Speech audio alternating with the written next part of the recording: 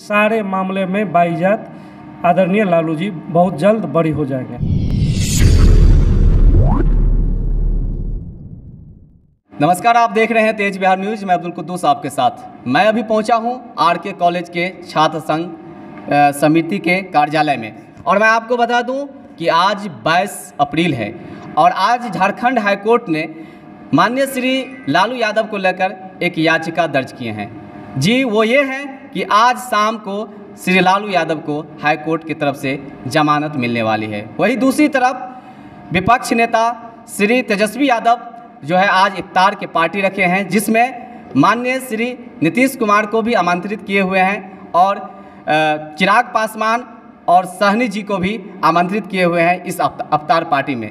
देखते हैं कि आज क्या होने वाली है और कौन कौन जो है लालू यादव के जमानत पे उनके घर पे इफ्तार पार्टी में आने वाले हैं। चलिए अब हम बात करते हैं। यहाँ पर हमारे साथ बातचीत करने के लिए आरके कॉलेज के जो अध्यक्ष हैं संतोष यादव जी वो बैठे हुए हैं और मैं इनके बारे में जानकारी दे दूं कि यह यूथ आरजेडी के सचिव भी हैं, राष्ट्रीय सचिव भी हैं।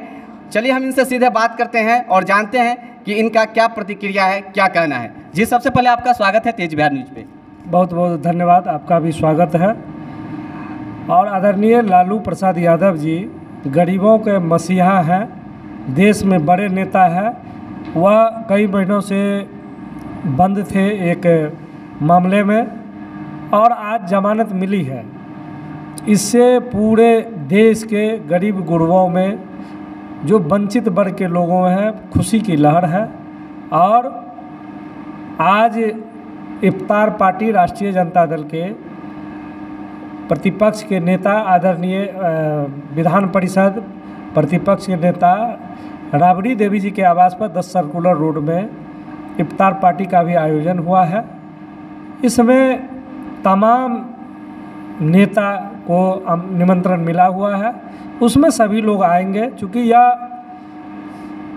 इफ्तार पार्टी में दल से ऊपर उठ कर के है और इफ्तार पार्टी में पार्टी पॉलिटिक्स नहीं देखा जाता है। सभी लोग आते जाते रहते हैं। जदयू के कार्यक्रम में आरजेडी का लोग जाते हैं, आरजेडी का कोई इफ्तार पार्टी होता है तो जदयू का लोग आते हैं। यह एक सामान्य प्रक्रिया है, इसको राजनीतिक रूप से नहीं देखना चाहिए। चलिए हम बात करते हैं। आज हाई कोर्ट ने श्री लालू यादव को जो है जमानत दे दिए हैं। शाम 6:30 बजे में जो है सो इसकी डिटेल आएगी। फ़िलहाल उनको जो 5 साल की सज़ा और 10 लाख की जो जुर्माना चारा घोटाला में किया गया था उस समय में, तो इस पे क्या कहना है आपको, कहाँ तक ये उचित था? सबसे पहले तो मैं कहना चाहता हूँ कि चारा घोटाला 1978 से ही हो रहा था और लालू जी जब 1990 में मुख्यमंत्री बने, जब इनके संज्ञान में आया चारा घोटाला मामला, तो आदरणीय मुख्यमंत्री तत्कालीन मुख्यमंत्री लालू प्रसाद यादव जी के निर्देश पर चारा घोटाला का एफआईआर दर्ज किया गया। तो यह तो हो गया, इन्हीं के आदेश पर एफआईआर दर्ज किया गया और सारे चोर मिलकर के इनको भी जो है संलिप्त कर दिया गया। मैं इतना बता देना चाहता हूँ कि देश और दुनिया में ऐसा पहली बार हुआ है कि ट्रेजरी में निकासी जब होता है, जिला में किसी जिला में निकासी यदि ट्रेजरी के द्वारा होता है तो उसमें डीएम साहब होते हैं, ट्रेजरी ऑफिसर का भूमिका होता है। इसमें डायरेक्ट मुख्यमंत्री को इन्वॉल्व हो जाना उसका भी संलिप्तता है। इसका मतलब हुआ देश और दुनिया में किसी भी जगह यदि घोटाला हो जिला में तो इसका डायरेक्ट जो है मुख्यमंत्री आरोपित होगा। यदि केंद्र में यदि केंद्रीय योजना में गड़बड़ी होगा नीचे लेवल पर भी तो इसका आरोप सीधे प्रधानमंत्री को लगना चाहिए। यदि इस तरीक़ा से हो रहा है लालू जी के साथ, तो मैं कहना चाहता हूँ लालू जी के साथ गरीबों के मसीहा थे, अभी भी हैं, तो इनको जानबूझ के प्रताड़ित किया जा रहा है। एक ही मामले में अलग अलग 6 मुकदमा किया गया है, जो कि एक ही मुकदमा होना चाहिए। तो मैं कहना चाह रहा हूँ कि सत्य परेशान हो सकता है, पराजित नहीं हो सकता है और अंततः सत्य की जीत हुई है। और हम उम्मीद करते हैं कि सारे मामले में बाइज्जत आदरणीय लालू जी बहुत जल्द बरी हो जाएंगे। क्या आपको लगता है जिस तरह 4 सीट और अगर आरजेडी को मिल जाएगी तो कहीं ना कहीं बिहार में सरकार बन जाएगी? तो क्या लग रहा है, जैसे इफ्तार दावत का सिलसिला चल रहा है, क्या इससे क्या साबित हो रहा है? क्या आरजेडी की सरकार बनने वाली है बिहार में? क्या बीच में जो है सो जो एनडीए की सरकार है वो टूट जाएगी? देखिए, मैं कहना चाहता हूँ कि आरजेडी सबसे बड़ी पार्टी कुछ दिन पहले तक थी। बीजेपी ने ज़बरदस्ती वीआईपी को फोड़ करके और 3 मिला लिया एमएलए, जिसके कारण उनका 77 एमएलए है और राष्ट्रीय जनता दल का 76 है। तो यह चोर दरवाजे की सरकार है, जिसको तीसरे नंबर की पार्टी बिहार के लोगों ने बनाया, वह आज मुख्यमंत्री हैं नीतीश जी। जिसको मैंडेट दिया आदरणीय तेजस्वी जी को, वह विपक्ष में है।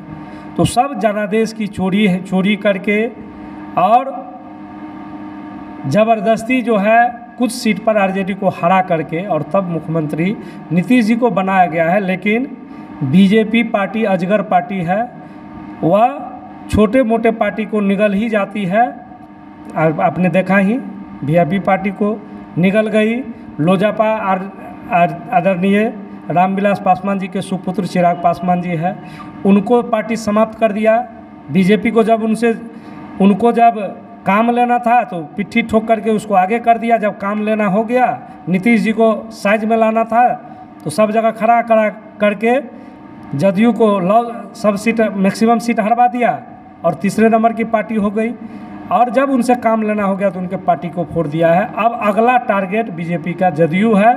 और मैं बता देना चाहता हूं कि बीजेपी का प्लान है, बीजेपी का मुख्यमंत्री बहुत जल्दी, बीजेपी कोशिश में है कि मेरे दल का नेता बीजेपी मतलब मुख्यमंत्री के शपथ ले, और इसकी प्रक्रिया इंटरनली हो रही है। और नीतीश जी को ऐसा दूर फेंकेगी जैसे दूध में मक्खी को फेंका जाता है, वैसे ही बहुत जल्द फेंकने वाली है बीजेपी की सरकार। वह किसी का नहीं है। तो क्या अभी श्री लालू यादव जी जैसे ही जमानत मिलेगी तो क्या कुछ नया बिहार में होने वाली है? क्या लगता है आपको, क्या कहना है इसमें? कोई बड़ी बात नहीं है। आदरणीय लालू जी जहां पैर रखते हैं तो विरोधी में हरकंप मच जाता है। जब आदरणीय लालू जी को जमानत मिली है, बिहार आएंगे तो एक बिहार में जो है देखिएगा, जो सत्ता पक्ष में बेचैनी होगी। और जदयू और बीजेपी की स्थिति अंदर से ठीक नहीं है, दोनों आपस में लड़ रहा है। देखने लिए यहाँ पर लोग उब चुका है। बोचहा में जो चुनाव का रिजल्ट हुआ, हमारे आरजेडी पार्टी को लोग कहता था अमर पासवान जो जीते हैं, अमर पासवान जी जो जीते हैं, हमारे आरजेडी को पार्टी कुछ लोग कहते थे झूठ मूठ का अफवाह, जो एमवाई की पार्टी है। और आदरणीय तेजस्वी जी के नेतृत्व में उन्होंने प्रूव कर दिया, साबित कर दिया कि RJD party A to Z की पार्टी है, सभी जाति सभी धर्म के लोग हैं उसमें जुड़े हुए हैं। और इसी का नतीजा है कि सारे लोग बोचहा में वोट दिए हैं आरजेडी को, और ऐतिहासिक वोटों से बाई इलेक्शन में जीतने का काम किया है। हर एक पंचायत, हर एक गांव में 2-2 मंत्री, 5-5 विधायक कैंप किए हुआ था। क्या हुआ? कुछ नहीं हुआ। डायरेक्ट सरकार चुनाव लड़ रही थी, लेकिन ऐतिहासिक वोटों से बोचहा का चुनाव जीता है आरजेडी। तो मैं यही कहना चाहता हूँ कि बिहार में बहुत जल्द खेला होगा और नीतीश जी को बीजेपी ही, दूसरा नहीं, बीजेपी ही उसको कुर्सी से जो है नीचे करने का काम करेगी। और जदयू पार्टी में भगदड़ मचेगी, बहुत बड़ा बवाल मचेगा और बिहार के राजनीति में वह ऐतिहासिक होगा। हम तेजस्वी यादव के बारे में भी थोड़ा बात करते हैं। जिस तरह यूथ है और कहीं ना कहीं बिहार में जनता का कहना है कि उसकी ज़रूरत है कि जहाँ तक महंगाई की ओर ध्यान दे, या फिर शिक्षा की ओर ध्यान दे, या रोज़गार की ओर। तो कहीं ना कहीं लोगों का कहना है, जनता की तेजस्वी जी आएंगे तो रोज़गार बढ़ेगी। तो इस पर क्या कहना है आपका?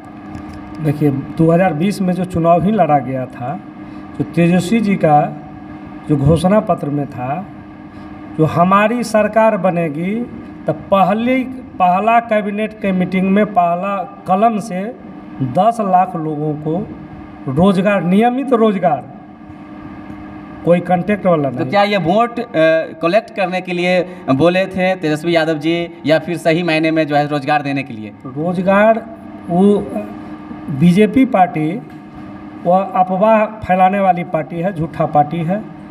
आरजेडी ने तो घोषणा किया था जो हम 10 लाख रोजगार देंगे, लेकिन लोगों ने उसको जिताने का भी काम किया, लेकिन बेईमानी करके जो है बीजेपी पार्टी ने जीता हुआ है। और हम बता देना चाहते हैं, और एनडीए ने भी तो बताए थे कि 19 लाख रोजगार देंगे। क्या हुआ? 19 लाख रोजगार देंगे तो क्या हुआ? मिला ना आपके छात्र लोगों को जो ग्रेजुएशन किए थे, एमए किए थे इसी कॉलेज के या अन्य कॉलेज के बिहार के, उन लोगों को मिला ना रोजगार? क्या रोजगार मिला? नहीं मिला। कोई रोजगार नहीं मिला। आप ही से पूछना चाहते हैं कि 19 लाख रोजगार मिला जो बीजेपी ने घोषणा किया था? कहाँ मिला? कहाँ मिला? रोजगार जो है एकदम जो है नौजवान सब बता देना चाहते हैं कि पूरे देश में सबसे युवा प्रदेश कोई राज्य है तो वह है बिहार। बिहार राज्य में 65% से अधिक युवा बिहार में रहते हैं और एनडीए के शासन में युवा अपने आप को ठगा महसूस कर रहे हैं। और युवा का एक कौन है? माननीय तेजस्वी जी। और आने वाले समय में बहुत जल्द तेजस्वी जी मुख्यमंत्री बनने वाले हैं। आगे समय में उसको देखने। चलिए हम चलते हैं। अब एक सवाल आपसे लास्ट करेंगे। आज की बात अगर करें तो श्री लालू यादव जी को जमानत मिल रहे हैं, तो आप उन जनताओं को क्या कहेंगे जो लालू यादव जी का फ़ैन है?